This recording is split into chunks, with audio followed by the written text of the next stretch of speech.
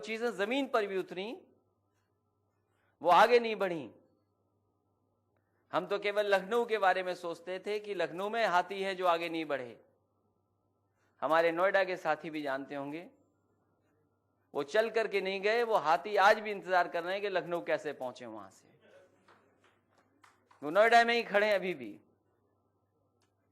तो एक ऐसी सरकार जिसने पूरा किसानों का, गरीबों का, नौजवानों का पैसा स्मारकों और पत्थरों पे लगा दिया। वहीं समाजवादियों ने काम जमीन पर उतार के दिखाया है। ये तमाम काम वो हैं जो जनता को लाभ पहुंचाएंगे। अगर मेट्रो चल रही है तो आम लोग उस पर सुविधा मिलेगी, चल सकेंगे। बस का इंतजाम इसलिए किया कि गरीब लोग चल सकें। स्टेडियम इसलिए भी है कि जहां अंतर्राष्ट्रीय खेल हो सकें और आसपास के लोग अपना स्वास्थ्य बेहतर और खेल में भी रुचि ले सकें। ये तमाम बुनियादी वो चीजें हैं जो एक शहर की जरूरत है, एक आबादी की जरूरत है, उनको समाजवादियों ने पूरा करके दिखाया है। और केवल पूरा नहीं किया बल्कि वर्ल्ड क्लास चीजों को बनाने का भी काम किया है। अभी लखनऊ की योजनाएं शुरू हुई थी, अब नोएडा की हो गई शुरू। आने वाले समय में 15 तारीख कल है, बुंदेलखंड की तमाम योजनाओं का उद्घाटन और शिलान्यास होगा।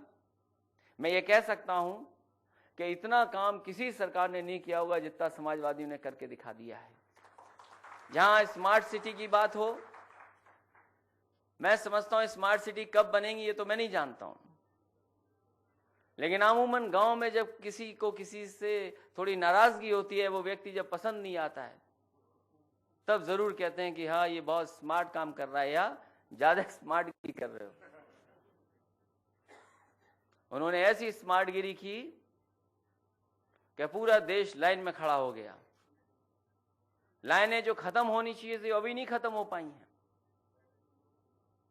लाइन लंबी होती चली जा रही हैं और ये हालात नहीं सुधरे तो सोचो लाइन कितनी लंबी होगी। और ये लाइनें अगर चुनाव तक लगी रह गई तो जो वो वोट निकालने को बात होगी तो सोचो वोट किधर जाएगा। इधर समाजवादी साथियों, इससे अच्छा मौका आपको नहीं मिल सकता। जहां काम आपके सामने है और लोग कहते हैं कि भाग्य, कभी कभी चीजें मिलती हैं भाग्य से, तो सोचो समाजवादियों, काम भी आपका और भाग्य भी आपका, इससे बेहतर समय क्या होगा। कि जहां पूरी जनता दुखी है, परेशान है, और याद रखना लोकतंत्र में जब जनता दुखी होती है वो सरकारों को हटा देती है, सरकारों के खिलाफ मतदान कर देती है। 2.5 साल का भी हिसाब किताब देना पड़ेगा उन्हें कि आखिरकार जनता के लिए क्या काम हुआ है। आज नोएडा के कार्यक्रम में जानना चाहता हूं कि नोएडा में क्या कार्यक्रम हुए हैं। हालांकि सबसे ज्यादा अधिकारी केंद्र सरकार के अगर कहीं रह रहे होंगे तो वो नोएडा में रह रहे होंगे, जो आज नौकरी कर रहे हैं या रिटायरमेंट के बाद भी रह रहे हैं। कम से कम उनकी जानकारी में तो होगा कि नोएडा में कितना काम हुआ है।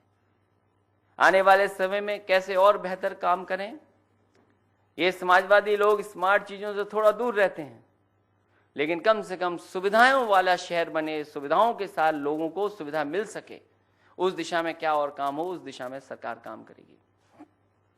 नोएडा की आज तमाम योजनाएं हैं। नोएडा के बहुत सारे लोग भी वहां बैठे हैं, हमारे साथ भी यहां बैठे हैं।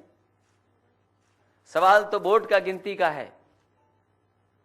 अभी मैंने कह दिया कुछ कि शून्य इसलिए रह गई वो पार्टी, उन्होंने पूरा वोट अपना ट्रांसफर कर दिया बीजेपी पे। और मैं बात इसलिए कह रहा हूं, ये मेरा जब उपचुनाव था, बहुत सारे साथियों को याद होगा, वो पहला एक्सपेरिमेंट किया था बीजेपी और बीएसपी ने, दोनों ने मिलकर के एक दूसरे की मदद की थी। पूरा बीजेपी का वोट बीएसपी में चला गया था। उस समय का कर्ज आज भी बहुजन समाज पार्टी उतार रही है। इस बार लोकसभा चुनाव में बहुजन समाज पार्टी के लोगों ने खूब बीजेपी को वोट दिया। और कभी कभी ऐसे लोग भी होते हैं, नुकसान करने के लिए, अपना नुकसान कितना भी हो जाए करने के लिए तैयार रहते हैं। समाज में ऐसे भी लोग होते हैं कि अपनी आंख फोड़ लें दूसरों के। अब वो कहावत क्या होगी, अलग अलग जगह अलग अलग कहावतें हैं। तो सोचो, पूरा वोट ट्रांसफर कर दिया, शून्य रह गए, और कह रहे उत्तर प्रदेश की बात नहीं, हम तो उत्तर प्रदेश की बात कर रहे हैं। उन्होंने अपने देश का हिसाब किताब दे दिया।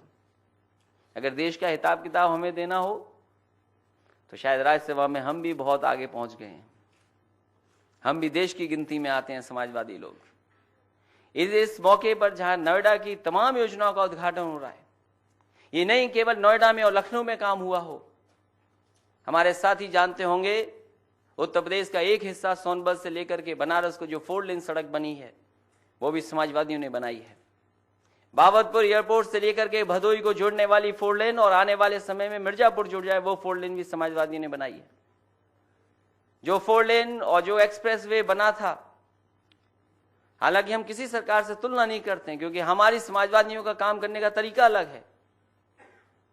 हमने कोई बहुत बड़ा पैकेज नहीं दिया किसी को, और जो पैकेज पाकर भी आगे नहीं बढ़ पाए, पैकेज पाकने के बाद भी घाटे में चले गए, और इतना घाटे में चले गए कि उनका हिसाब किताब कभी पूरा नहीं हो पाएगा।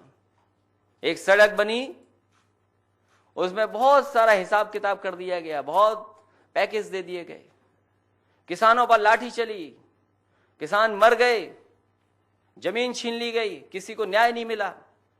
और उस समय भी मैंने कहा था कि आपने जरूर सड़क बनाई है लेकिन उद्घाटन हम ही लोग करेंगे। यहाँ नोएडा के साथी जानते होंगे, कुछ यहाँ पर हैं, कुछ वहाँ हमारे नोएडा के साथी बैठे होंगे।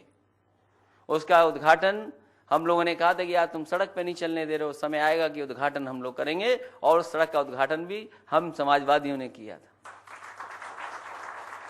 लेकिन कितने अन्याय के साथ जिन किसानों पर, जिन किसान नेताओं पर मुकदमे हुए थे, उन किसान नेताओं की अगर किसी ने मदद की, उनके केस वापस लेने का काम भी समाजवादी ने किया।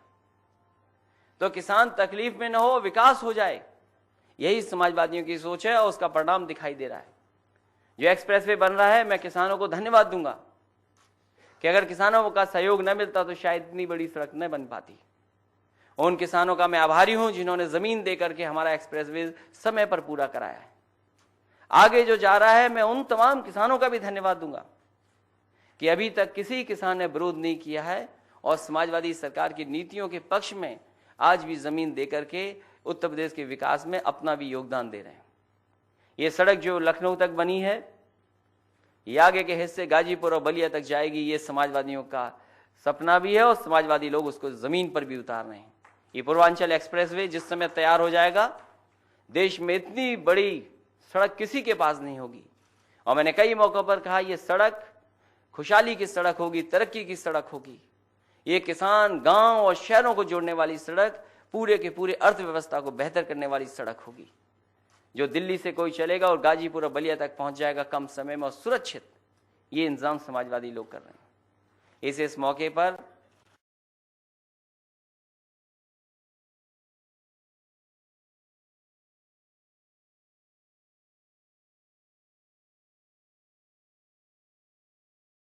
लखनऊ से नोएडा को दे रहे हैं बड़ी सौगातें। वीडियो कॉन्फ्रेंसिंग के जरिए सीएम जुड़े हुए हैं और 11 कई बड़ी परियोजनाओं का लोकार्पण कर रहे हैं। इस दौरान उन्होंने अपनी सरकार की उपलब्धियों के बारे में भी बताया और कहा कि समाजवादी सरकार के काम करने का तरीका सबसे अलग है। हम किसी भी पुरानी सरकार से अपनी तुलना नहीं करते हैं। खासतौर से एक्सप्रेस वे के बारे में विस्तार से बता रहे थे। सड़कों को लेकर जो काम किया है समाजवादी पार्टी की सरकार ने, वो देश में अपने आप में सबसे अलग और हटकर है। उनका कहना है कि उत्तर प्रदेश के बाद सबसे बड़ा उत्तर प्रदेश के पास सड़कों का जाल होगा। इसके अलावा अगर हम बात करें नोएडा की, तो मेट्रो एलिवेटेड रोड और अंडरपास का लोकार्पण कर रहे हैं मुख्यमंत्री। वीडियो कॉन्फ्रेंसिंग के जरिए ये सब कुछ किया जा रहा है। तो सीएम आज नोएडा वासियों को दे रहे हैं कई सौगातें।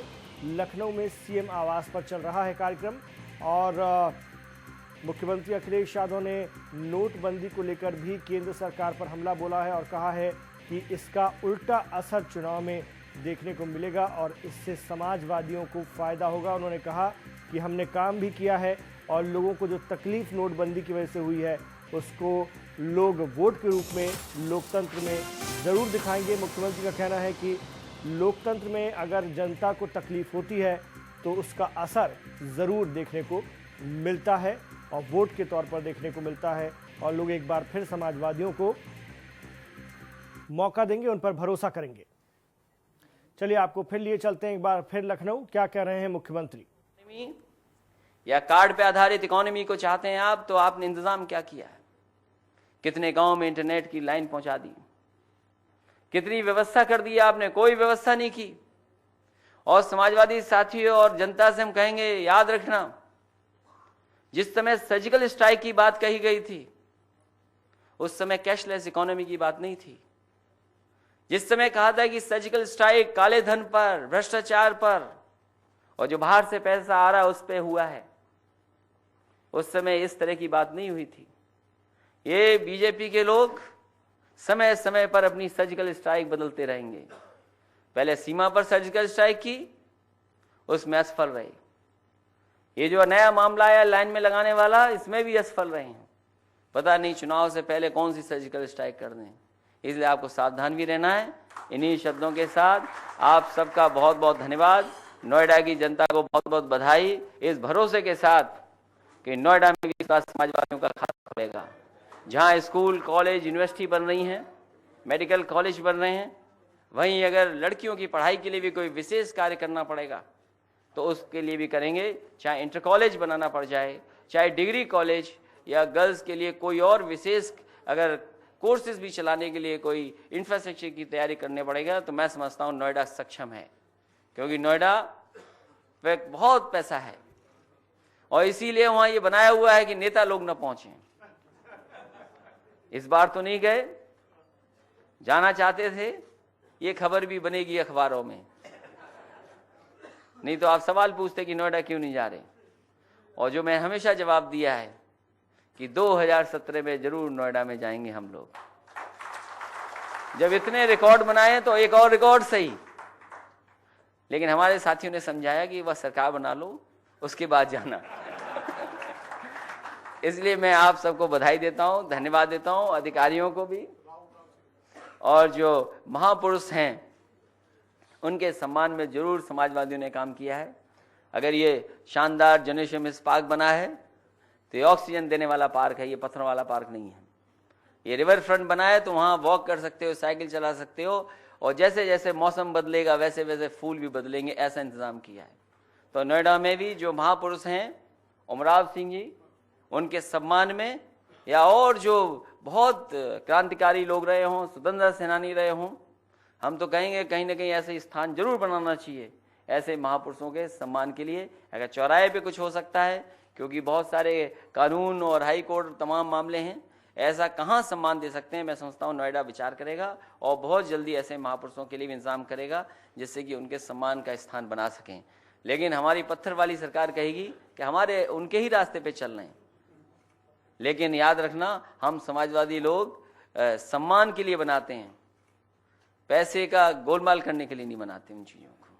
इसलिए इन्हीं शब्दों के साथ आप सबका बहुत बहुत धन्यवाद, अधिकारियों को बहुत बहुत बधाई कि जिन्होंने समय पर पूरा किया है। कम से कम इस सरकार में तमाम योजनाएं ऐसी बनी जो शिलान्यास भी हुआ और उनका उद्घाटन करने का भी मौका मिला। ऐसा कम होता है सरकारों में कि काम शुरू भी हुआ हो और ख़त्म भी कर लिया हो, लेकिन कम से कम समाजवादियों ने ये करके दिखाया है और लगातार उद्घाटन होते रहेंगे।